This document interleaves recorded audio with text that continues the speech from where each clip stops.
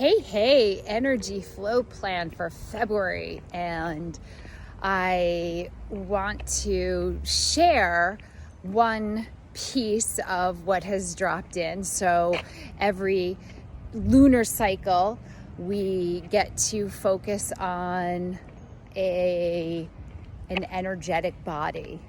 We get to focus on a chakra, and we get to focus on an element of the 5 elements. So just looking at how we can utilize all the free energy that's actually available to us as human beings for our benefit. And I, of course, as you know, if you've been downloading them every lunar cycle, have been practicing this personally for years, but then really adopted it as a business practice. And it's been such a fun exploration. So I really love doing this in partnership with my business partner, Sarah, for Elite Mystique Agency. And we've been offering these as kind of just examples of how impactful it can be when you're operating at all cylinders. And even when you're not, you have kind of a blueprint, a template to work from so that you can up your game. So this lunar cycle, into Aquarius season, and I'm just going to talk about the heart. Just bring it into the heart. And of course, it was just Chinese New Year this week. We're in my tiger, year of the tiger. I'm a tiger, so it's kind of exciting.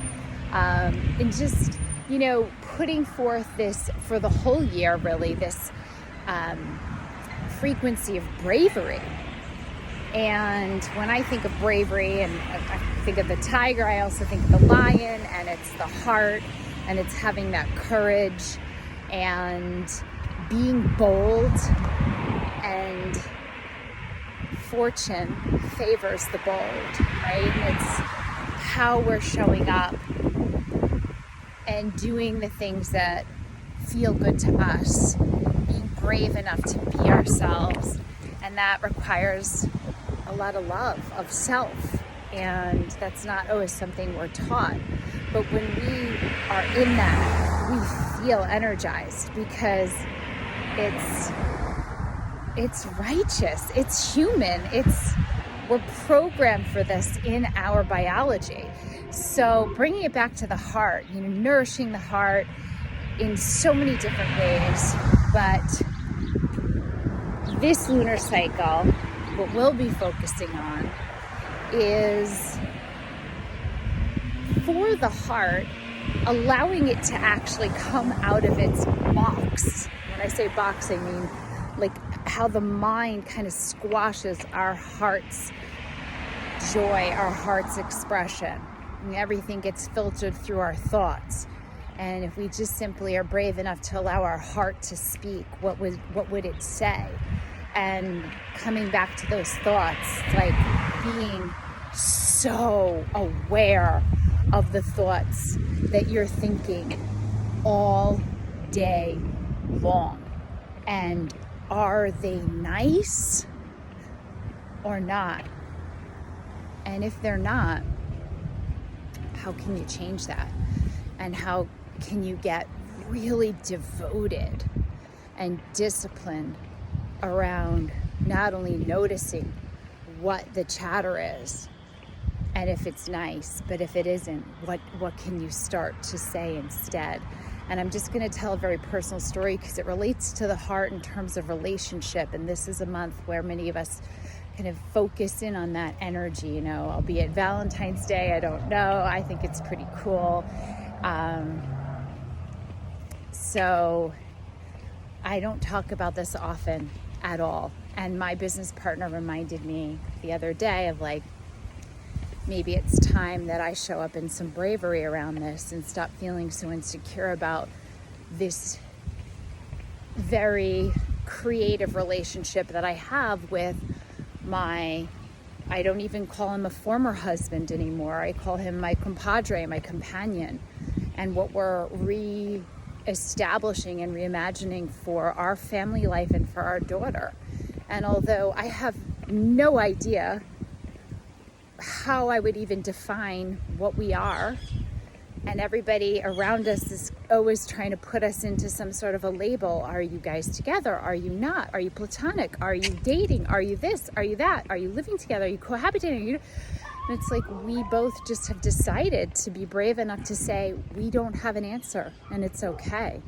And every day gets to be exciting.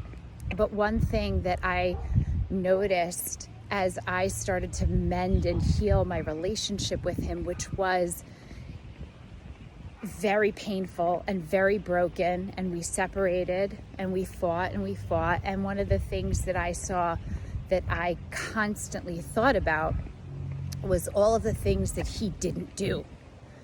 He should have done this, and why did he do that? And all of these shortcomings that I perceived, and really being very, very calcified around these thoughts. And I was angry about these things, and I focused on all the things I didn't get out of the relationship, that I was victimized in some way, and that's all I could see. And played him as this demon, and everything just started to change when I decided to start to see things differently. Like, it doesn't matter what mistakes were made and whose fault it was. You know, if I'm going to move forward in a way that feels really energizing for me and also offers my daughter the most exalted experience of being on the planet, that's all I care about. I just want her to be happy, healthy, and safe, and so do I. And so what is good? And it wasn't just simple like, oh, I'm grateful that he came into my life so I could have her. It was hard for me to be grateful around these things, but I did it anyway. And I kept asking myself, what is good? What is good? And every time I thought about something that I didn't get, or that it was bad, or that I gave and gave and gave and wasn't received the way I wanted it to be received, I would just change that and say, well, what was good? What was good? What was good? And over time, before I realized it, I was like, wow, this is good. This is good. I have everything I want. This is good. And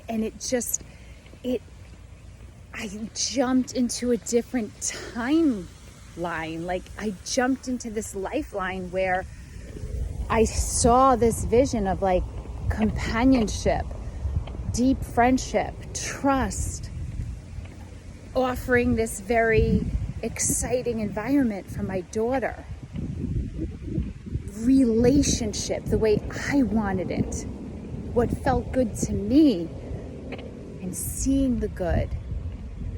And I'll just leave it at that. But that is an example of how I know, and I'm still learning. And again, I have no idea what I'm doing, but I know that I have been disciplined around my thoughts because I demanded an up-leveled experience of relationship with the person who was chosen just like me to birth this daughter of ours. And I demanded to have a relationship that was going to feel amazing. And that's what I have every day. And it's exciting. And it's only because I attributed it only to the thoughts I decided I was going to think, and just simply not entertaining anything less. So, for this month, what are the thoughts you're thinking? Maybe it's just taking one thing in your life and seeing how you're thinking about it and reframing it from a place of not just gratitude, but from a place of what's good. Maybe it's your body. You know, it's like, oh, you know, I want to lose weight and right now my body sucks and it's fat. But it's like, well, does your body still get you fed? Does it get you from point A to point B? Can you still use the toilet? Like, what are the things that are actually working? Because that's the thought frequency that's going to match you with what you are wanting. And I hope that makes sense. All right. February, Aquarius. So much love.